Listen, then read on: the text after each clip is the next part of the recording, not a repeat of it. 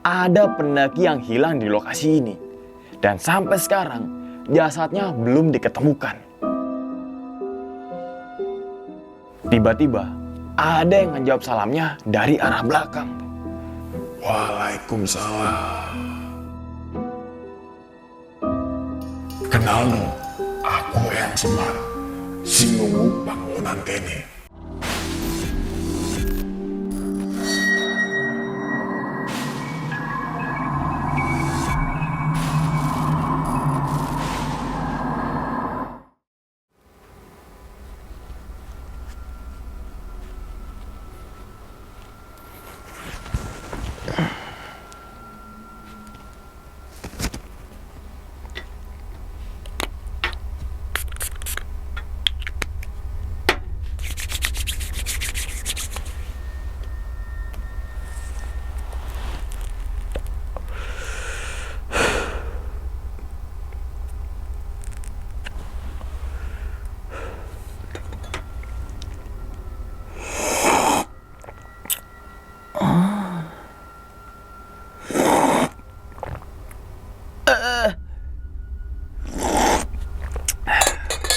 Lombok.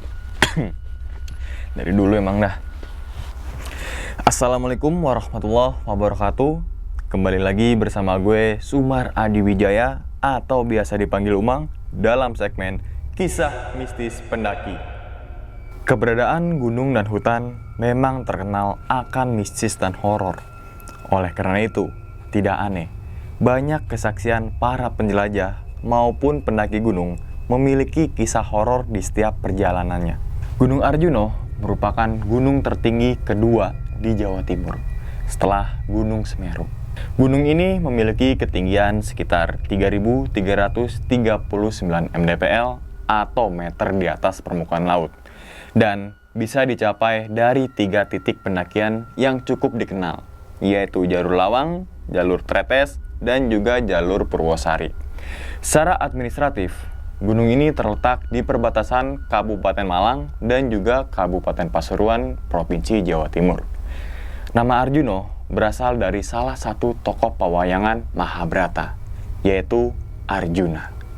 Selain itu, kawasan Gunung Arjuno memiliki beberapa tempat yang dianggap angker, seperti hutan alas Lalijiwo yang kerap dipercayai mampu menyesatkan para pendaki yang memiliki niatan buruk. Dan satu lagi teman-teman semua, yaitu Pasar Setan, yang dipercaya juga sebagai pusat pembelanjaan bangsa jin.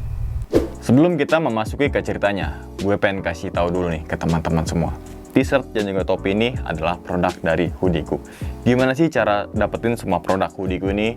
Teman-teman semua langsung aja pergi ke marketplace yang tersedia, seperti Tokopedia, Shopee, Lazada, maupun Instagramnya Hoodieku. Jadi tunggu apa lagi? Mau tampil lebih keren dan juga fashionable? Nih, gue rekomendasiin Hoodieku aja. Kita langsung masuk aja ke dalam ceritanya. Ngopi horor segera dimulai.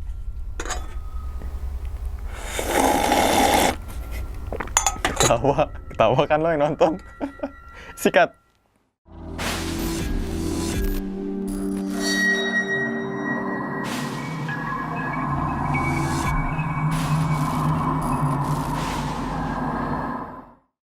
Pada video kali ini, atau pada kesempatan kali ini, gue akan membawakan cerita dari Wahyu ketika melakukan pendakian ke Gunung Arjuno pada tahun 2018. Dalam pendakian kali ini, berjumlah 3 orang, yaitu Wahyu, Oji, dan juga si Mamat. Pada saat itu, Wahyu diajak oleh rekannya mendaki ke Gunung Arjuno melalui jalur Purwosari. Dan pada pendakian kali ini adalah untuk kedua kalinya. Sebelumnya, Wahyu ini sudah mendaki ke Gunung Arjuno melalui jalur Tretes. Teman Wahyu yang bernama Oji mendapatkan informasi dari temannya asal Malang kalau naik Arjuno itu lebih asik kalau lewat jalur Purwosari gitu. Jalurnya itu enak dan juga masih sepi, serta banyak sekali petilasan peninggalan sejarah. Oji pun penasaran ingin mencoba jalur yang diceritakan temannya. Langsunglah Oji menghubungi Wahyu ya untuk mengajak nyoba ke jalur Purwosari gitu. Karena hasutan dan bujuk rayuan dari Oji, Wahyu pun setuju untuk mendaki ke Gunung Arjuno melalui jalur Purwosari. Saat itu juga Oji ngajak rekannya lagi nih yang bernama Mamat. Karena rumah mereka bertiga ini berbeda kota ya, mereka pun janjian di Terminal Bungurasi Surabaya. Wahyu ini berangkat dari Madiun, Oji ini berangkat dari Semarang, sedangkan Mamat berangkat dari Surabaya. Sesampainya di Terminal Bungurasi, ternyata Mamat ini udah nunggu mereka berdua di depan terminal tuh. Nah, mereka pun bertiga berangkat menuju ke Purwosari, naik bis jurusan Malang dan turun di Pasar Purwosari. Kemudian dilanjutkan dengan naik ojek menuju ke lokasi pendakian. Singkat cerita, di jam 9 malam, akhirnya mereka sampai di lokasi pendakian jalur Purwosari. Mereka bertiga langsung istirahat serta mengecek kembali logistik dan perlengkapan.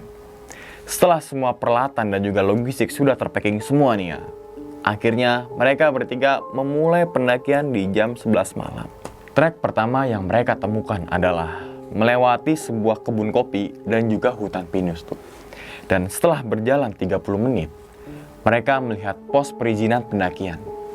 Di pos perizinan ini, bangunan itu sangat sederhana teman-teman semua, yaitu terbuat dari kayu semi terbuka tuh.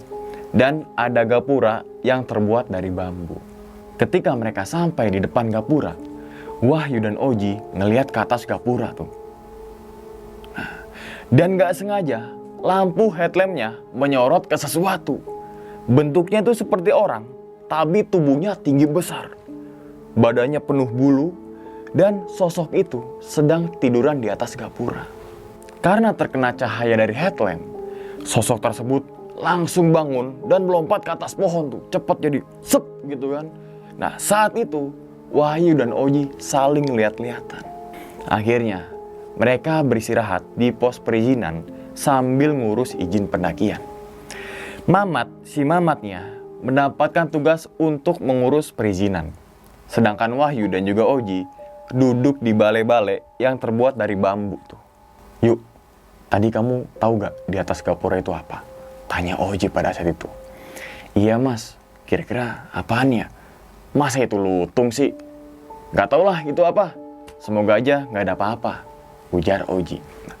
Jangan cerita ke Mamat ya Ji. Dia kan orangnya parnoan. Apalagi kita mau jalan malam kan. Nanti heboh, geger, malah ngerepotin kita. Nah, tepat di jam 12 malam, akhirnya mereka bertiga mulai pendakian di gelapnya malam. Trek dari gapura registrasi nih ya, menuju ke pos 1. Jalurnya ini landai dengan pohon kopi di sekitarnya tuh. Dan singkat cerita aja teman-teman semua, sekitar 1 jam mereka berjalan, sampailah di pos 1 yang dinamakan dengan pos Gua Ontobogo. Di Gua Ontobogo ini terdapat bangunan seperti rumah dan ada bangunan terbuka dengan cukup di bagian atasnya tuh.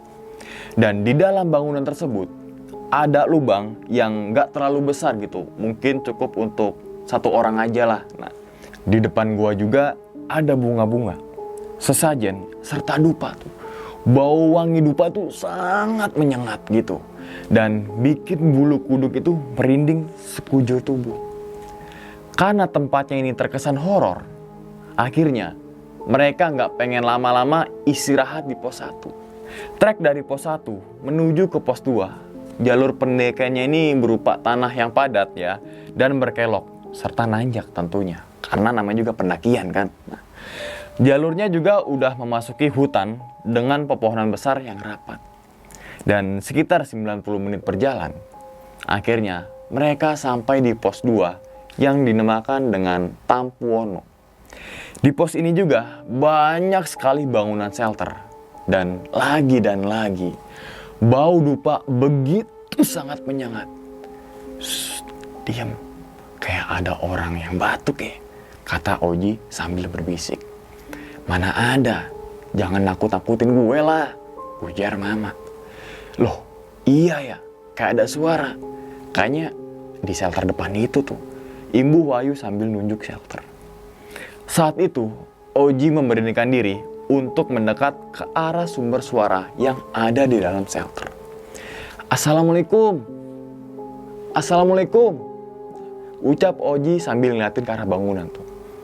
Tiba-tiba ada yang ngejawab salamnya dari arah belakang. Waalaikumsalam.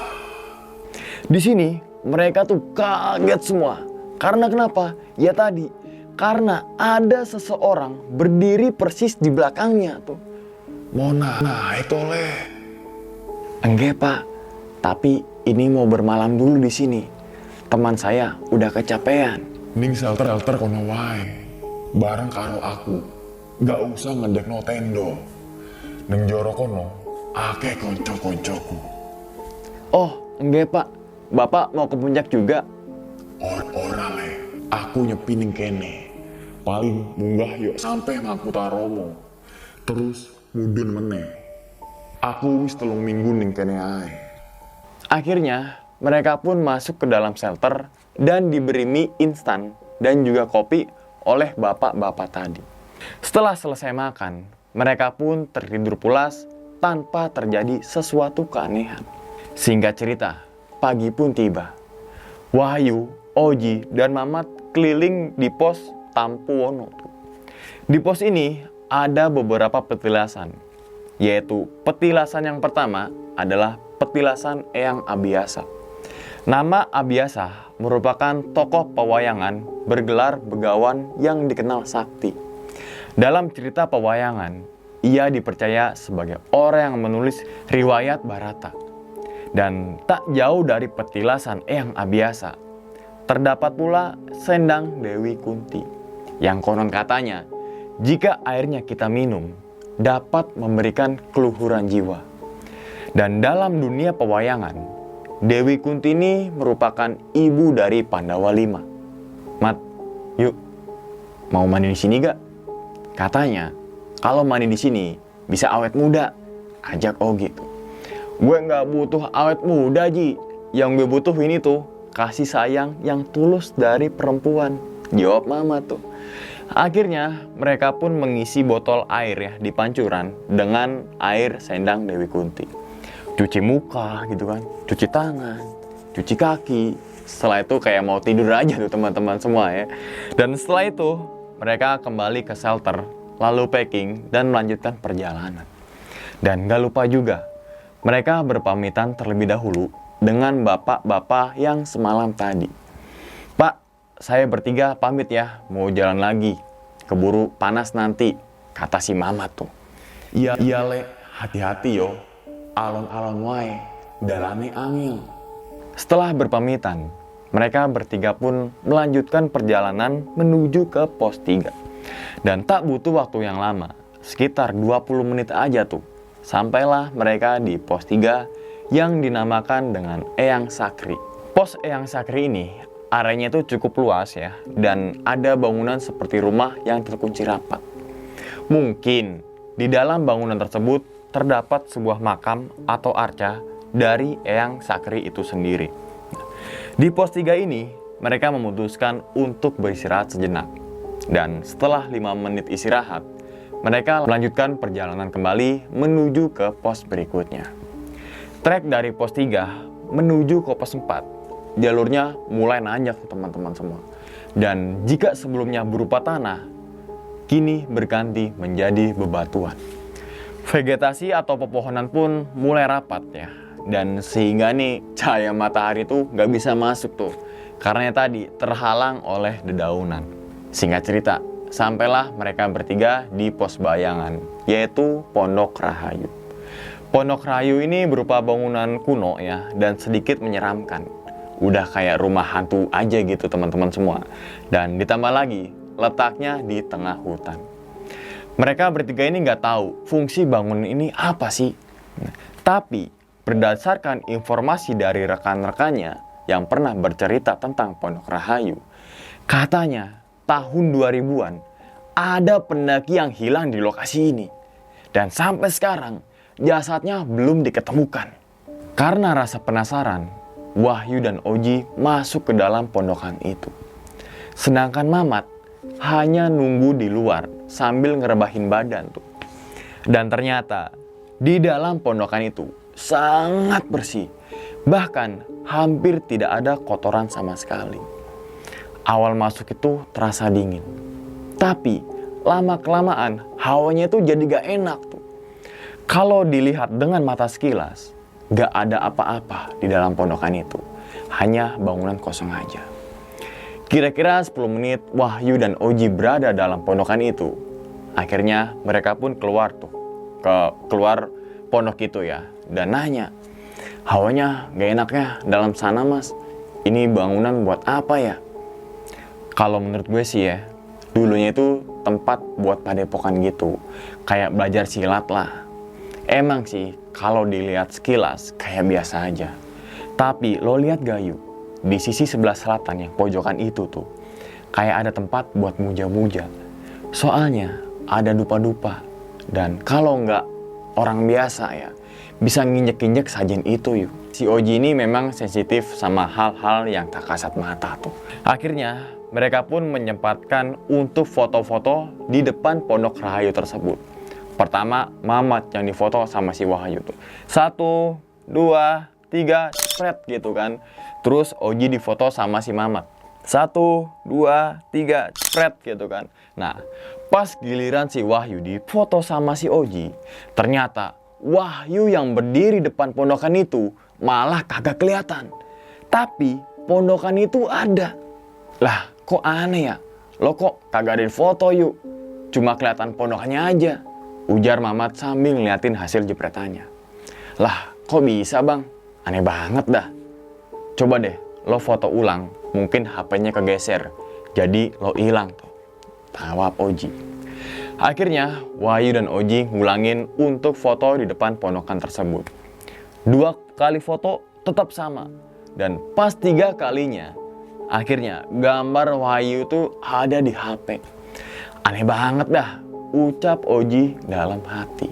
Setelah foto-foto itu beres, mereka melanjutkan perjalanan menuju ke pos berikutnya. Trek dari Pondok Rahayu menuju ke pos berikutnya. Jalurnya ini terus nanjak ya, yang didominasi oleh akar pepohonan dan juga batu-batu gede.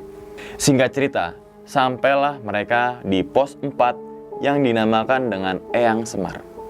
Konon katanya, tempat ini merupakan tempat moksa atau menghilangnya Eyang Semar, yang merupakan penasehat kepercayaan Raden Arjuno. Di pos 4 ini juga ada sebuah arca berselimut kain putih yang menghadap ke arah timur dan dipercayai sebagai perwujudan dari Eyang Semar itu sendiri. Mereka bertiga sempatkan untuk istirahat sejenak sambil melihat-lihat arca Eyang Semar. Lihat deh, jidat arcanya benjol ya, kayak abis kejedot. Haha, ucap Wahyu sambil ketawa tuh. Dih, iya ya gitu kan. Jawab Mamat sambil ketawa juga tuh. Nah, di depan arca Eyang Semar ini terdapat dupa yang sudah mati. Tapi baunya itu masih wangi. Dan di sebelah kiri arca terdapat bunga sedap malam yang sudah mulai layu. Ini kenapa ya? Kok dibungkus kain putih patungnya? Tanya Wahyu tuh. Biar nggak kedinginan kali, kata si Oji tuh. Kagak, ini mah biar nggak kelihatan titiknya mungkin. Imbuh Mamat sambil ketawa. Ya ampun Mamat emang. Akhirnya mereka bertiga pun untuk foto-foto dulu. Dan setelah foto-foto, barulah ngambil air untuk perbekalan. Jadi ngambil airnya itu di dalam salah satu shelter ya. Dan ada kerannya gitu teman-teman semua. Kalau habis main bola kakinya keran gitu. Itu kram ya. Nah setelah jangan tawa loh. Setelah semua botol air minum ini penuh ya, terisi oleh air, mereka pun duduk-duduk di teras shelter sambil makan roti untuk mengisi perut. Kemudian datanglah orang yang berpakaian serba hitam tuh. Kayak gue nih, hitam semua. Ternyata teman-teman bapak yang mereka temui saat di pos 2 yang bernama Pak Andik. Nah, Pak Andik ini lagi nyepi udah hampir 4 tahun teman-teman semua. Mau kemana Pak? Arep munggani Makutaromo dek. Aku arep nyepi ning kono. Tapi arep sowan ning Eyang Semar disit. Pak, saya boleh ikut. Saya pengen lihat. Ya rara popo le. Nek pengen melu ya ayo. Sekalian dungo. ben dilancarno pendakiane. Budal mulih selamat. Akhirnya, mereka bertiga ikut Pak Andik ke arcanya Eyang Semar. Pak Andik ini langsung duduk bersila ya di depan arcanya Eyang Semar, dan sedangkan si Wahyu, Oji, dan juga Mamat duduk di belakangnya Pak Andik. Lalu Pak Andik pun langsung mulai nyalain dupa dan mulai baca-baca doa. Sedangkan Wahyu, Oji, dan Mamat hanya bisa duduk diam sambil memperhatikan apa yang dilakukan oleh Pak Andik. Ketika Pak Andik lagi berdoa, tiba-tiba suara Pak Andik berubah menjadi berat. Dia mengelurkan tangannya ke belakang tanpa balik badan dan sambil mengeram tuh.